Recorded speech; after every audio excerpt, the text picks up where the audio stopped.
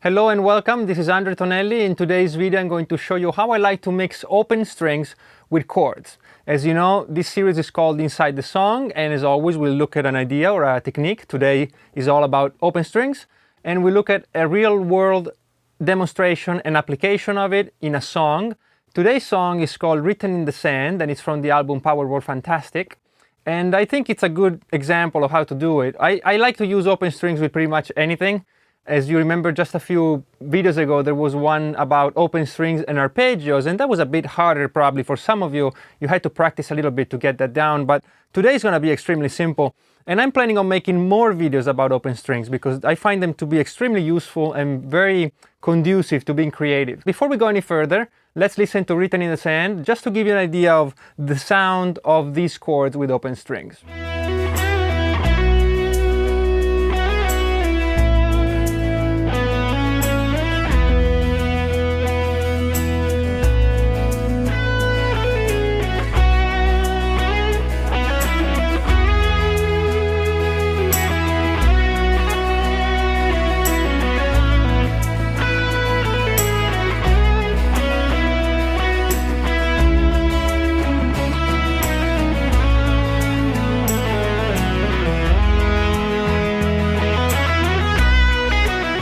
Alright, so that's the effect that these open strings bring to the chords. As you can hear, they feel very connected and smooth between, one chord and another. And the title of the song is Written in the Sand, and so there's a certain imagery that I had in mind without being too specific. But there is certainly an idea of waves coming and going, and it would be kind of weird to have some choppy chord progression, going from one block to the next. And so these open strings allow for a continuity between the chords. So let's see what I'm doing. The chord progression for this song is extremely easy, alright? And if it sounds a bit more complex, it's just because of the open strings that give it a certain something. And the other thing before we continue, the open strings do give me a rhythmic freedom when I'm playing because they're not tied, of course, to my fingers because they're open strings. So when I'm moving from one chord to the next, I can still be playing these strings and use them to give movement to the song. And it's something that I really enjoy about open strings because you can get kind of two parallel lines. One is your fingers and the other one is these droning strings, and you'll be able to hear it in a second. And it's something you can play with, certainly, before we get going with all the chords analysis and all that. Keep in mind that rhythmically it's a very interesting technique. So this song uses open strings basically throughout. There's exceptions, we'll talk about them later, but really I'm using it for the intro, the verse, and the chorus. They're all based on these chords with open strings. And here's what I'm doing basically, and you see it's extremely easy.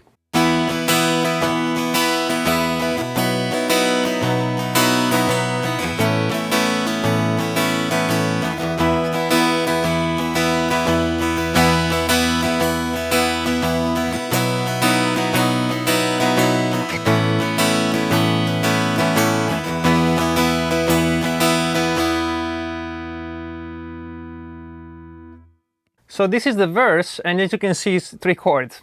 I'm playing an E, a B, and an A. And the basis for this is they're all major chords, extremely simple. We're in E major, so I'm playing 1, 4, 5. Nothing easier probably than that in music. But as you can see, I'm always keeping my second and first string open. They're always playing, and they're always ringing. So it creates an interesting thing because this E chord that I'm playing here, I'm playing an E and a B basically.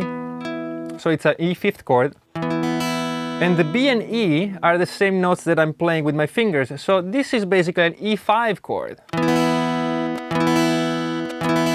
Okay? The third of the chord would have been this finger on the second string, but I'm not playing it because the second string is open. So first chord becomes an E5. When I go to B, now you hear how this E in the first string makes the B chord sounds a bit more interesting, right? The B string obviously doesn't do anything because B is already a note of the chord. But this E here, this is the fourth. It sounds like an 11th. So it's basically a B add 11. And it sounds like this. And then when I go to A, I have a regular A major chord, plus an E in the first string, which again doesn't do much because E is part of the A major chord, but the B now is a ninth, so this is an A add 9. So a chord progression that was basically E major, B major, and A major now becomes still very simple, but it becomes a bit more interesting. It becomes B5, B add 11, and then A add 9. Okay, so that's kind of the cool part about it. And as you know, these chords are extremely simple, but you can take this, you know, way out, because if you keep the open strings but you move your fingers, you can create extreme dissonances. So the technique is extremely simple, but the results, it can be very complex harmonically. For the chorus, I do basically the same thing. I just change the order a little bit, and I'm playing A to B to E to B. Right, the same thing. But at the end of the chorus, I do kind of go towards the regular chords now, because just to break it up a little bit. And I'm basically doing C sharp minor,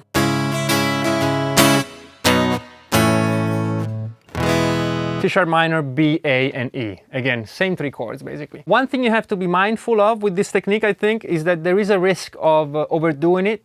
At least in this song, it would have been too much to have a whole song filled with this very smooth sounding chords. And so I had to, or at least I wanted to, break it up, and there's a section in the song that's really the opposite. It's very strong rhythmically, and there's very defined chords and very defined rhythm, and the instrumentation changes. You can listen, of course, to the song. There's a link down here with all different streaming platforms. You can pick your favorite and listen to it there, but you'll be able to hear the change and the emotional impact that it has. So that's something you have to keep in mind. As I said in the beginning, open strings give you so much flexibility and so many possibilities that I strongly invite you to, you know, explore it for yourself. I'm sure you'll come up with great stuff. And then you can implement into your playing, and some songs will call for it and some songs will not be appropriate for it, but you'll have a new tool in your toolbox. I hope you found this video useful and that maybe sparked a few ideas in your mind for your next musical masterpiece.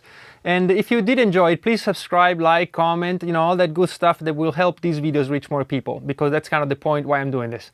All right? Thank you very much for watching, and I'll see you very soon with a new one. Bye-bye.